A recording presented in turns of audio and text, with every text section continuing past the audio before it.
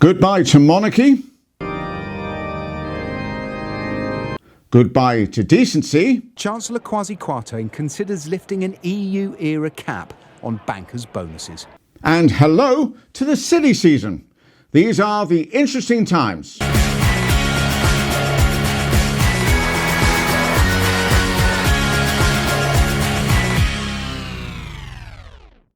Hello, my name's Matt Johnson and welcome to the Interesting Times, a show that likes to take a sideways swipe at politics right here in the UK. And according to the mainstream news channels, there's only been one story this week. A state funeral to honour in death the passing of a queen so respected in life. The Queen's state funeral on the 19th of September is sure to be one of the biggest diplomatic events in history. Now, this is certainly a sad occasion, and the public responded by giving Her Majesty a truly British tribute.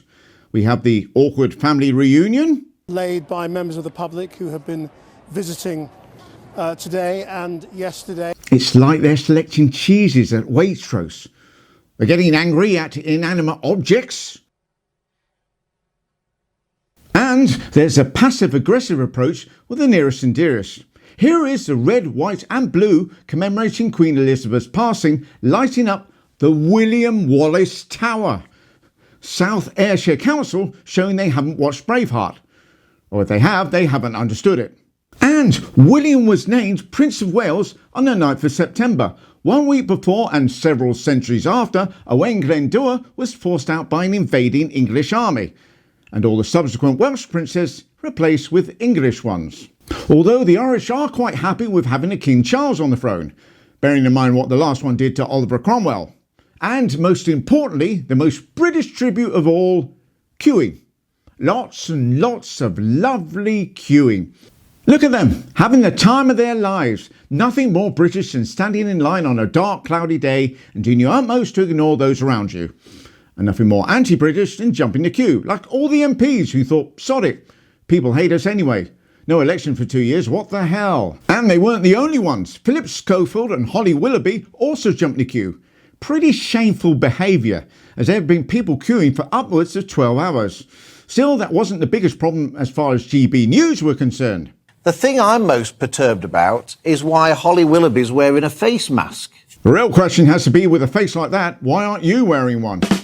Thank you. And it's especially bad when you consider other far more famous celebrities did queue. Boris Becker, not Boris Becker. David Beckham. David Beckham, sorry. Brain went. Please don't start fact-checking GB News, for God's sake.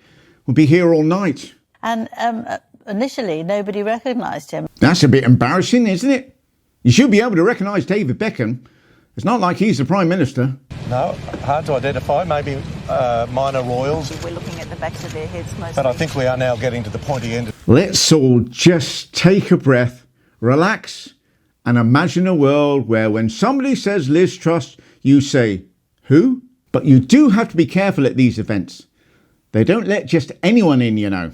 Yes, well done to Boris Johnson, Theresa May and minor royal Liz Truss for not catching fire the moment they stepped on hallowed ground. Although at least they weren't high, which is the only explanation I can come up with for Kwasi general demeanour. Here he is having a laugh with himself during the Archbishop of Canterbury's sermon. And here he is wondering why everyone's so quiet during the 2-minute silence. Kwasi, of course, is the new Chancellor of the Exchequer and the man in charge of the country's finances. And he's made it perfectly clear he intends to ensure the cost of living crisis doesn't affect the most vulnerable members of our society. City bankers. That's right, he's going to lift the cap on bankers' bonuses, whilst presumably keeping the cap on their energy bills. Hey, freezing magnums of Dom Perignon can't be cheap. Kwarteng is going to be a busy man. He's got a mini budget coming up on Friday. He's going to reverse the national insurance hikes, make further tax cuts and freeze everybody's energy bills, all of which will cost somewhere in the region of £150 billion. So who's going to pay for all this? Who do you think? That's right, we're the ones getting shafted.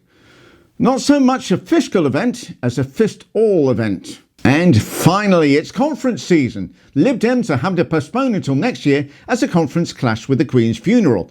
Honestly, some people are just so inconsiderate. Labour's conference begins on Sunday the 25th of September, where for the first time in years, in memory of the Queen, they will sing their national anthem. Surely it would have been easier to just sing "We'll keep the red, white and blue flag flying here."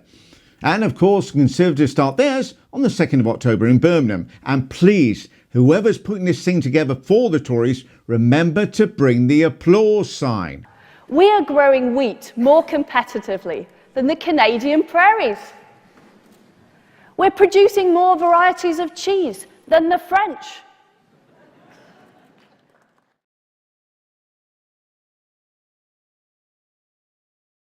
And that's it. No time to talk about the fact that there's going to be a by-election soon in West Lancashire following Rosie Cooper stepping down. It's a safe seat, so much so that the Tories are intending to put up just some nobody, an overprivileged Burke who's only doing it because he's not smart enough to have made it in the world of finance. I mean, I don't actually know this. I'm just assuming based on what they've done before. No time to talk about Labour at that conference to vote in replacing first past the post with proportional representation. If this happens, and it looks like it may, then this is huge. Perhaps I should have led with that story. Labour saves democracy. Biggest political challenge in half a millennia. Now, let's just stick with 96-year-old woman dies. And no time to talk about some firms taking part in a 4-day wheat trial. They're halfway through a 6-month run, and all the signs are encouraging. There are advantages to a 4-day week, including a probable saving in childcare of over £3,000 a year, which has made some people very keen on the idea. Although that would mean him working 4 days in a week. Thank you all so much for watching. And if you are enjoying these videos, please don't forget to like, subscribe and hit all the notifications bell. And I'll see you all next week. Take care.